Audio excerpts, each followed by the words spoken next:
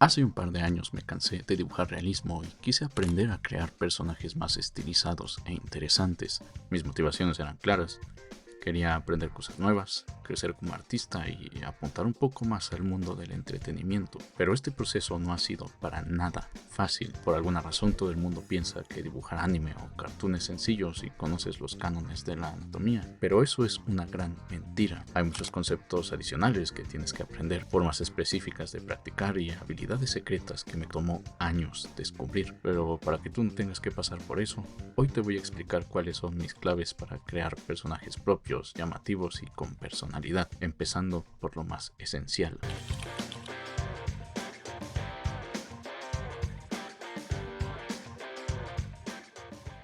Vayamos directo al grano. Existen bastantes métodos sobre cómo dibujar un rostro, pero durante mis estudios descubrí que hay uno que puede ayudarte a dibujar cualquier tipo de cara, en cualquier estilo, con estructura, coherencia y libertad. Se basa en los métodos clásicos de Andrew Loomis y Frank Reilly, fue refinado por Jeffrey Watts y simplificado por mí. Si prestan atención, todos mis bocetos de personajes siempre presentan estas líneas curvas, sobre todo en las zonas donde hay facciones o rasgos faciales. Se trata de ritmos, líneas imaginarias que representan músculos y huesos reales de la anatomía del rostro y que son mucho más fáciles de esquematizar que esos modelos supergeométricos que nada más te desaniman y te dan flojera de estudiar. En un principio el método Reilly puede parecer muy confuso, sobre todo porque aparentemente se conforma de un montón de círculos, pero mi versión es mucho más simple, se los juro. Para dibujar un rostro básicamente conservo el esquema anatómico de Andrew Loomis, que se compone de una esfera con laterales planos y la adición de la cara. Y para las facciones me concentro más en los siguientes ritmos. Una línea curva alineada al borde de las cejas. Muchos hacen esta línea recta, pero ¿cuándo has visto que las cejas sean rectas? Hacerla un poco curva es mucho más orgánico. Mi segundo paso es ignorar este icónico círculo que representa el temple y ampliarlo para que abarque esta zona cóncava en que las cejas se inclinan hacia el centro de la cara. Si no te has dado cuenta, con estos dos primeros ritmos ya tienes definida la forma de las dos cejas, que para mí siempre fue una de las facciones más difíciles de hacer. Para dibujar los ojos, conservo los círculos que representan las esferas de los mismos, porque dibujar los párpados encima de esta forma me ayuda a sentir esa tridimensionalidad que tienen. También conservo la esfera que representa los músculos de la boca y esta línea que divide los planos inferiores de la cara desde las orejas. Este esquema es único, sobre todo si tu enfoque es dibujar personajes finos y delicados como monas chinas o no sé qué más. Y es que con esquemas más geométricos y planos, pues tus rostros pueden verse más toscos porque tu base no fluye de la misma manera. La mejor forma de practicar esto y hacer algo de memoria muscular es trazar los ritmos sobre fotos o referencias y después trazar el esquema al lado, sobre todo en rostros en distintos ángulos. Te darás cuenta de que es una base muy fácil de adaptar a distintos estilos, pero antes de empezar con esto, hay algo muy importante que tienes que aprender.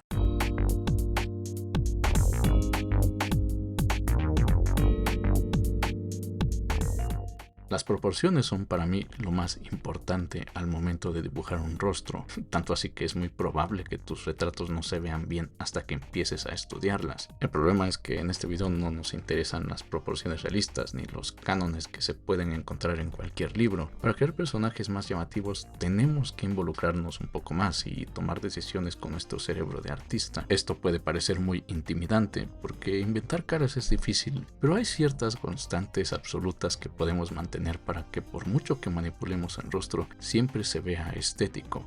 Para empezar, el rostro generalmente se divide en tres partes iguales, empezando por la línea del cabello, las cejas y el fondo de la nariz. Yo por lo general respeto este canon a menos que quiera generar un efecto específico.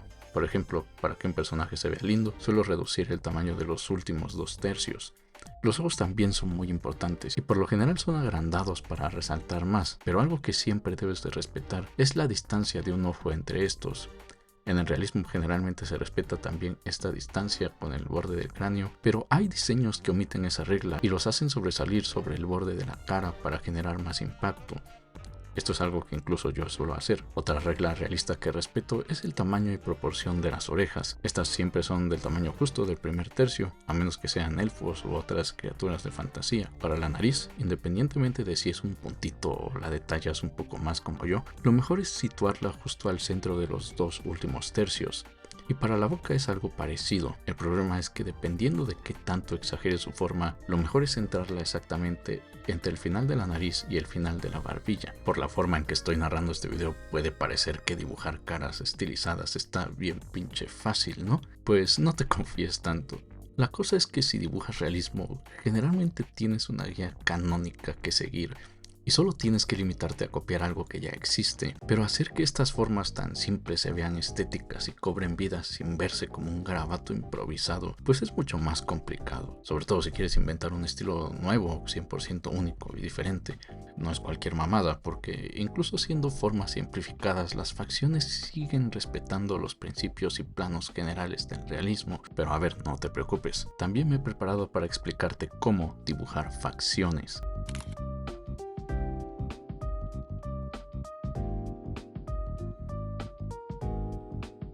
Esta va a ser una de las preguntas más complejas por responder y que más flojera me dio desarrollar, entonces pon atención, suscríbete y dale like al maldito video. Los ojos son una de las partes más importantes y difíciles de dibujar bien. Como principiante me costó muchísimo lograr esa ilusión de profundidad, hasta que descubrí que la clave era dibujar las esferas que vimos al principio del video, y esto por una simple razón, y es que todo este tiempo hemos estado dibujando párpados. Los ojos son las esferas de abajo, y dibujarlos bien es más fácil si tenemos de referencia el volumen que conforma toda esta forma. De esta manera es muy simple envolverla con el borde de los párpados y lograr esa ilusión de tridimensionalidad. Pero eso no es para nada lo más difícil. El problema aquí son los párpados como tal. En la animación hay muchos tipos y formas de párpados. Algunos son más angulares y otros más redondos y lindos. La forma en que los hagas es crucial para el personaje que dibujes. Si quieres personajes lindos e inocentes, trata de hacerlos más redondos y evita los ángulos. Pero si quieres personajes más rudos y serios, lo mejor es combinar bordes curvos con líneas más rectas. Independientemente del tipo de línea que uses, lo mejor es que sigan este patrón, y hagas lo que hagas no olvides alinear las esquinas de ambos ojos. De lo contrario no vas a lograr que se vean realmente simétricos. Si puedes dibujar bien los ojos, básicamente ya tienes lo más importante, porque casi todos los estilos se centran principalmente en estos, y se limitan a representar la boca y nariz como trazos muy simples o incluso como puntos. Pero también es cierto que mi estilo es un poco más realista. Por ejemplo, para la nariz siempre contemplo todos sus volúmenes y la existencia de los orificios, aunque solamente me limito a representarlos con líneas muy simples. Lo más importante en esta parte es siempre tener en cuenta que tiene planos laterales y en el fondo, y para la boca lo más importante es considerar que se encuentra sobre un volumen redondo como los ojos, y que puedes simplificarla enfocándote en las zonas de sombra. Esta parte es la que más suele variar en forma y proporción dependiendo de las expresiones, pero aún así yo siempre uso como puntos de referencia el volumen carnoso que se forma al centro de los labios y las comisuras de los mismos. En esta parte siempre se generan sombras de oclusión, que pueden ser justamente las partes que te ayuden a simplificarla. Pero a ver, toda esta información no te sirve de nada si no practicas. Es muy cómodo ponerte a ver tutoriales en camita y hacer como que estás aprendiendo, pero nadie ha mejorado realmente así. Y es que existe una forma muy específica de practicar que me ayudó a mejorar mucho más rápido y empezar a inventar rostros por mi cuenta.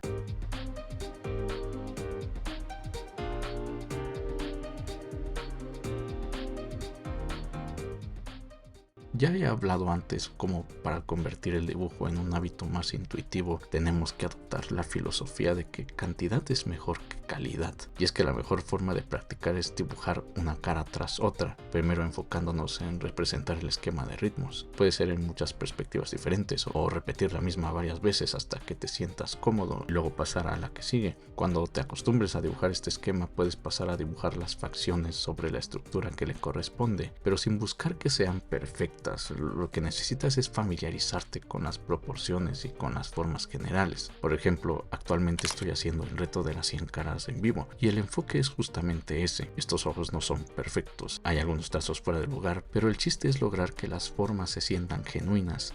Y durante todo este proceso de bocetaje hay una habilidad que es invaluable y es saber dibujar lo que ves en vez de lo que sabes. Esto es algo que muchas veces se puede ver cuando hago bocetos de bocas. Casi siempre suele ser formas muy raras que no se ven realmente como esa estructura anatómica, pero si lo miras de lejos pues sí se ve como una, y es porque el dibujo es más que nada una ilusión. Hay muchos trucos para lograr esta clase de efectos, pero a mí lo que más me funciona es centrarme en la forma de las sombras. A veces dibujar la sombra proyectada por el plano inferior de la nariz es más estético que dibujar cada detalle. En síntesis, aprender a hacer más con menos es primordial. También hay que notar que en esta clase de prácticas no le doy tanta prioridad al cabello. Trato de simplificarlo con un par de líneas, y es que justamente es un tema que tiene su propia complejidad y que veremos en un video posterior, si es que a este video le va bien y me lo piden en los comentarios. Esta forma de practicar es casi mágica y te va a ayudar a sentar más rápido tus personajes. Es muy parecido a lo que hacen los diseñadores de personajes de videojuegos. Por ejemplo, si has visto el arte conceptual de Metal Gear o Persona 5, notarás que aplican casi todo lo que hemos hablado en este capítulo. Pero en fin, ¿qué sería de este video sin una sección de tips infravalorados?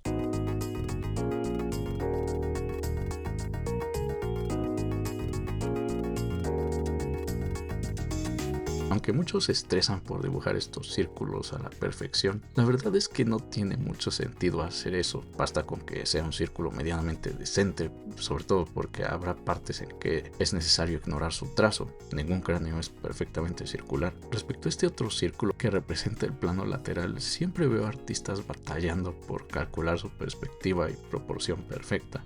Pero eso tampoco es tan importante. Yo siempre me limito a indicar este plano con una línea curva sin tener que contemplar el plazo de todo el círculo. Si quieres que tu retrato sea más armónico y proporcionado, procura darle la vuelta al lienzo un par de veces y dibujar un rato de esa forma. Dibujar la esclera y el lagrimal sirven como indicadores de las esquinas de los ojos. No todos los artistas lo hacen, pero algunos como Mai Yoneyama no pueden vivir sin detallar y hacer vistosa esa parte. Y a ver, si necesitas una explicación súper detallada del método de Riley, pues puedes ver esta transmisión en vivo, que fue de donde yo aprendí la mayoría de estos conceptos, y aunque están aplicados a un estilo realista, seguramente te será muy útil. También debes de tener en cuenta que este video contiene únicamente los métodos que a mí me han funcionado y los conceptos que yo he creado, y por lo mismo te animo a que no tengas miedo de probar todos los que puedas hasta que empieces a conectar con uno en específico. Cada cerebro funciona diferente. Puedes compartirme tus prácticas de rostros en mi servidor de Discord, que es un espacio donde mi comunidad convive y se apoya mutuamente para aprender y crecer más. Y hablando de caritas, YouTube ya me dejó añadir nuevos emojis personalizados para que los miembros del canal puedan usarlos en comentarios y transmisiones en vivo.